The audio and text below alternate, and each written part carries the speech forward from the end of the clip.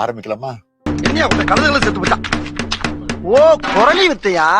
தலைவர், முதல்வர், இப்போ அப்பான்னு சொல்றாங்களே. கட்சிக்காரங்க இயக்கத்துக்கு தலைவரானதுனால தலைவர்னு கூப்பிடுறாங்க. முதலமைச்சர் பொறுப்பில் இருக்கிறதுனால முதல்வர்னு அழைக்கிறாங்க. இப்ப இருக்கிற இளைய தலைமுறை என்ன அப்பான்னு அழைக்கிறத கேட்கிறப்பவே ரொம்ப ஆனந்தமா இருக்கு. பூரா கம்பி கட்ட அனுப்பியிருக்கு. கம்பி மொத்தம் சூப்பரா இருக்கும். என்னென்ன சொல்றோம் பாருங்க. கம்பி கட்டுற கதையெல்லாம் எடுத்து போடுறாங்க.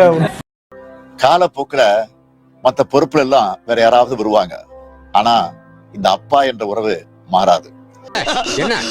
ஐயா, எங்க அப்பாயா நான் வெளியூர் போன நேரம் பார்த்து செத்து போயிட்டாரியா. எங்க அண்ணங்காரங்களா எனக்கு தெரியாம கொண்டாந்து எரிச்சுட்டாங்க. முகத்தை பார்க்கலாம்னு வந்து பஸ்மமாய் கிடக்குறாரியா. இப்படி அந்த சொல் என்னுடைய பொறுப்புகளை இன்னும் கூட்டி இருக்குன்னு சொல்லுவேன். நீங்க இளைஞர்கள்லாம் அப்பா தான் கூப்பிடுறீங்களா?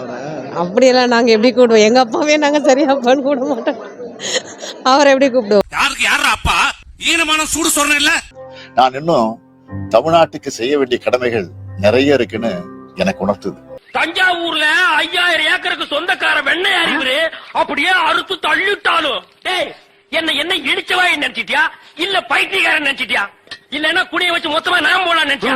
பாரு, உன்னை நான் விட மாட்டேன். படுக்க வச்சு உன் மூஞ்சில ஈயம் பூசாம விட மாட்டேன்.